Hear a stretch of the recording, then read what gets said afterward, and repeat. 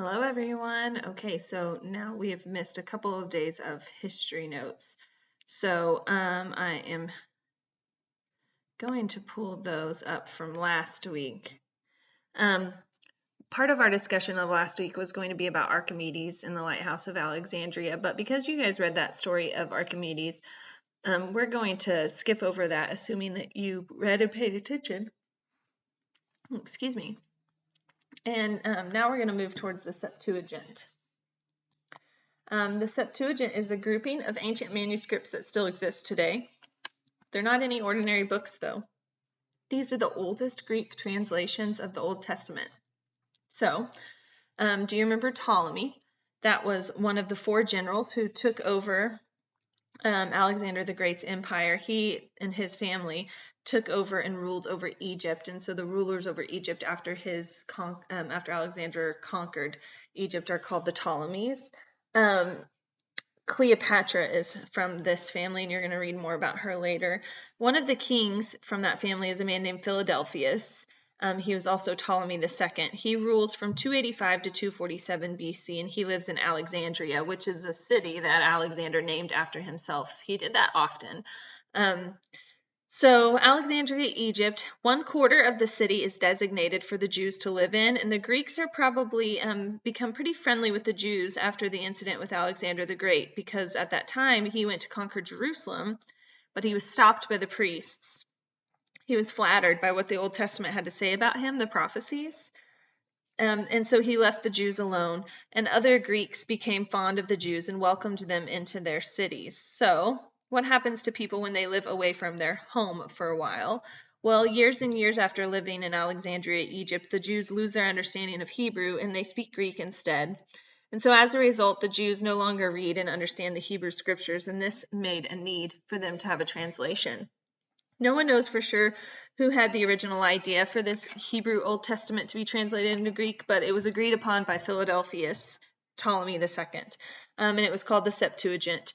There's some theories around why this became, why Philadelphus came to compile this. From a cultural perspective, this would make sense because of the size of his library in Alexandria. That was probably bigger than any in the world at the time. And he naturally would have wanted more books and more copies of ancient texts in that library. Other people believe that the idea of the translation was because of the faithful Jews who wanted to understand and teach the Old Testament, but were unable to because they had been raised in a community where Greek was the main language. Regardless, the legend says that in 277 BC, 70 to 72 men translated the first 5 books of the Old Testament in just 70 to 72 days. That's where we get the name Septuagint, because it comes from the Greek word of 70, the Latin word of 70. Scholars disagree as to whether these books could really be translated in that short amount of time, but nonetheless, we have the Septuagint. It exists, so it doesn't really matter if it was done in 70 to 72 days. This helps the Jews greatly because the Greek-speaking Jews are now able to read and know about the coming Messiah, which they would have known about if they were pretty faithful anyways. And it's important for after the time of Christ as well, because the first Greek-speaking Christians, converted Jews and Gentiles, had this sacred text of Scripture able to read from.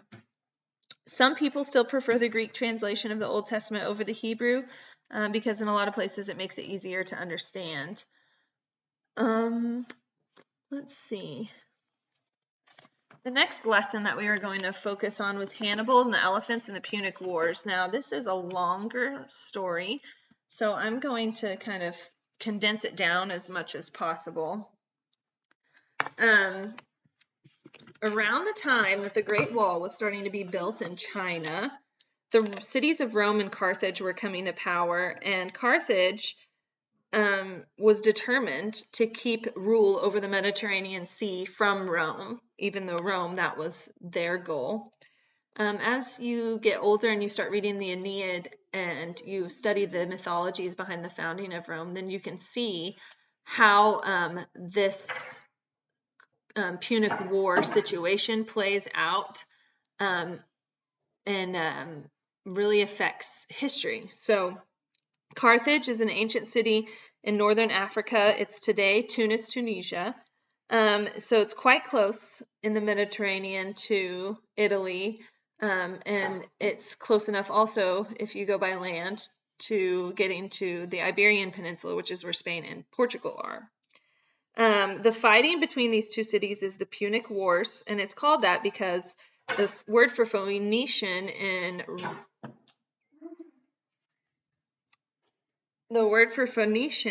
is Punic, that the Romans use. So what does this have to do with the Phoenicians? Well, the Phoenicians of long ago settled the city of Carthage. So Carthage is a colony of Phoenicia.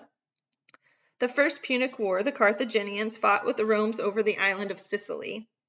It's a small island that looks like the boot is kicking. Carthage loses this battle, so the first war they lose.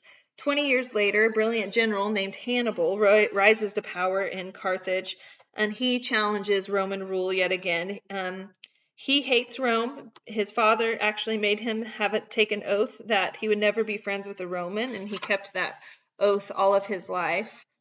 The most amazing thing that he ever did was completely surprise the Romans in an attack. So if you look at a map, you can see where Carthage is. It's Tunis, Tunisia. And rather than trying to attack Rome from the south where Carthage is, he manages to march to Rome in 218 BC by starting at New Carthage, which is southern tip of Spain near the Strait of Gibraltar. Well, actually, it's east of the Strait of Gibraltar. And he heads across the Alps, which is a pretty perilous mountain range in Europe.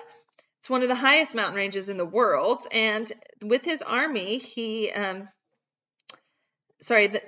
his army, who originally lived south of Rome, comes across the sea and attacks Rome from the northwest, which is what Rome was not expecting. To make this even more astounding, he takes 37 war elephants with him. So he actually takes elephants, gets them across the sea, marches through what is Spain and all the way through what's the south of France now and through some of the Alps. However, all but one elephant dies, either from freezing conditions or the falling from the great heights while going around the mountains. And 1/3 of the men in the army die for other reasons, as some of them were starvation, and some of them were just because of the long and perilous journey, things like exposure, injuries, things like that. Hannibal is still courageous, though. It said that he himself would serve as a scout, and he would hike or ride his horse to the next highest peak and yell back whether or not there was safe passage. And for 15 years, he manages to defeat the Romans at 3 different battlefronts in Italy. But he still had to meet up with another Roman soldier or general named Scipio. And so while Hannibal was in Italy, far from home, Scipio moves his men to attack Carthage by way of sea, and that news forces Hannibal to go back to Carthage. And so in 202 BC, Scipio and Hannibal meet face to face at the Battle of Zama, and this is the battle that will shape the rest of Roman history. So because most people never heard about Carthage, Hannibal, and you can probably assume what the end of the war was because you don't know about Carthage. It would be Rome. Hannibal will lose this battle and his men. They just cannot hold off Scipio. And so the Romans claim the final victory in the Second Punic War. And so Hannibal leaves his army and works on rebuilding the city of Carthage. He wants to pose a threat to the Romans again. And so 10 years, the Romans catch up with Hannibal again while he's hiding on the island of Crete. And that's the same island where the Minoans once lived. And in order to avoid suffering intense humiliation, he ends his own life in 183 BC. Apparently, he drank poison that he kept secretly hid on a ring in his finger, just so that way, if there was ever this incident that he needed to end his life. Hannibal's last words were documented as being, "Let us now put an end to the great anxiety of the Romans who have brought it to lengthy and too heavy a task to wait for the death of a hated old man." Scipio, ironically, also died that same year. Without both men's knowledge, Carthage is obliterated by the Romans in the Third Punic War in 149, so about 40 years later, to 146. The destruction was some of the worst in history. The entire city is burned over 2 weeks, and all the survivors are carried away into slavery. Now, in Tunis, Tunisia, there are still what is left today, some of the most intact and usable Roman architecture in the world. So they have their own little Colosseum in Tunis, and it's one of the best remnants of the ancient Roman world that's left. Our next one that we were going to cover this week was about Spartacus. Spartacus is a Roman slave who courageously fought against slavery. He is living in around 71 BC, during the time when patricians and plebeians are vying for power, or maybe even not, accepting their fate, in the Roman Republic. Slave life was horrendous. If you weren't being beaten or treated like animals or forced to work, you might be put into a situation where you would be a gladiator. The Latin word gladius means sword. And we have a pretty good idea of what gladiators would have done. Most of you would know about that. Seneca, the Roman philosopher of the 1st century, he really has a lot of great descriptions about what he viewed whenever he was in when he was in the Colosseums watching gladiators with his own eyes. It was pretty barbaric, and slaves tried over and over again to revolt against the Romans. Spartacus was a slave from Thrace, which is Bulgaria and Turkey today. Plutarch writes about him, was a man not only of high spirit and valiant, but also an understanding and gentleness superior to his condition. So he sounds like he might have been a pretty great man. The war that he leads with the slaves against the Romans is called the Servile War, which is comes from the Latin word meaning slave. And then you can read about this war. There's powerful men in Rome who made it really hard for them to be able to, the slaves, for them to be able to fend off the Roman patricians. But the bravery was still something to be admired. And then around 60 BC, so about 10 or 11 years after Spartacus's war, the first triumvirate comes to power in the Roman Empire. The rise and the growth of Rome begins with these 3 men,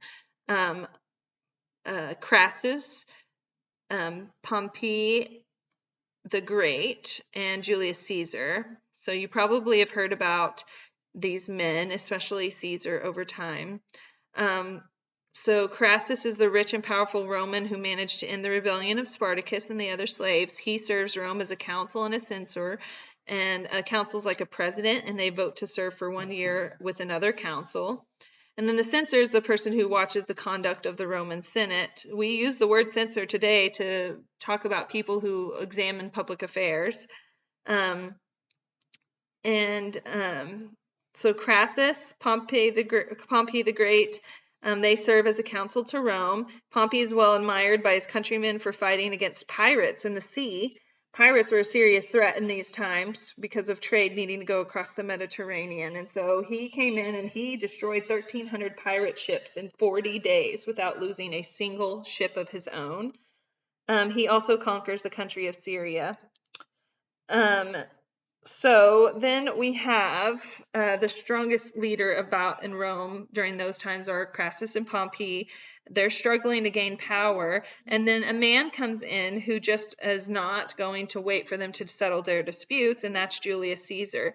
And through bribes and violence, he sways Pompey and Crassus to join a coalition with him. So instead of having 2 consuls, they have 3 men ruling in power, and that in the Roman Republic becomes the first triumvirate. The triumvirate means rule by 3 persons or parties. 3 is an odd number, so that means that their odds are that you have two men who are always voting in favor of something and one who's on the outs. Julius Caesar is brilliant in many different ways. He's born in Rome, goes to Greece to study philosophy and speech. He's elected to council, serves Rome as a director of public works and games, and he becomes very popular because he's willing to spend a lot of money on entertainment and recreation for the people. He spent so much, actually, he takes Rome into pretty big debt, and they don't care because they are being occupied with their entertainment, so they have no concern. To further his career, he serves in Rome as a military general, and he goes to Italy, the land northwest of Italy called Gaul.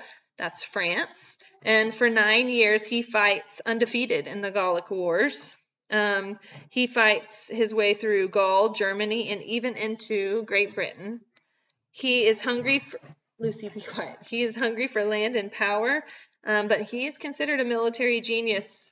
He's pretty cruel, though. And Europe is he attacks village and village across Europe, swallows them up under his control, and thousands upon thousands of people lose their lives trying to stand up to him and his army.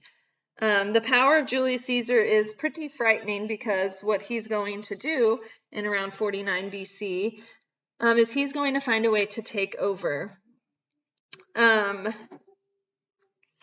Romans start to fear him whenever they see his military cruelty. And when he is ready to return home to Rome, he is actually told by the Roman Senate not to show up with his army. They tell him to come to Rome only as a general or ruler because they're afraid of what he's doing. And so at the time of this mandate, Julius Caesar was near a place called the Rubicon. It's a river that runs through Gaul and Italy. And if he disobeys the Senate's mandate by crossing the river with his army, he's essentially declaring war. And so what do you think he does? Well, if you know anything, you know that he crosses the Rubicon with his army. And that shows you about his ambition. So we have an expression today called crossing the Rubicon. That's someone who makes a strong decision that cannot be reversed, and that would be Julius Caesar's. This defiant act is so threatening to the other men that Pompey runs right out of Rome, and his wife was Caesar's daughter. She died earlier in childbirth, and so the two men, Caesar and Pompey, are not and don't have any reason to get along any longer. So he flees to Egypt. Pompey flees to Egypt, where he will later be murdered. Crassus, the other man of the triumvirate, dies in 53 BC prior to Caesar crossing the Rubicon. And so that means that Caesar is pretty much open to rule singularly by himself. In 49 BC, he takes over officially as ruler of Rome. And the Roman Republic, that never wanted a single king, has one. So while some people were scared of him, it's important to note that he does some pretty amazing things also. He oversaw improvements in Rome. He saw to the calendar, which had been in confusion. He had it updated. And in that process, he altered the numbers of days of the months. Later, after the death of him, then you have July, named after Julius Caesar. Caesar had a reputation for being callous towards his enemies, but he also provided good care for the citizens of Rome. He attempted to replace dishonest politicians with respectable ones, and he worked hard for the poor people of Rome to establish a system to receive free grain. He was a speaker and a writer who had few equals, and he wrote extensively about his wars. You can actually read them. One of his downfalls is the matter of romance. While he was in pursuit of Pompey, who had fled to Egypt, Julius Caesar met Cleopatra. And though he was already married, he fell in love with her, and he thought this was an opportunity for him to seize the throne of Egypt, to rule over Egypt as well. And so the two of them became basically married in Egypt. She, a rich, powerful, intelligent, and ruthless woman, becomes queen, and Caesar, equally smart and ambitious and strong, decide that they're going to take over basically the known world. Caesar spends more and more time in Egypt than he does in Rome, and we all know where this ends because a leader failing to be a ruler can't be a great ruler from far away. So we're going to learn more about what happens to him in the coming weeks, but basically I think that gets us pretty well caught up. And so I hope to see you guys next week. Thanks.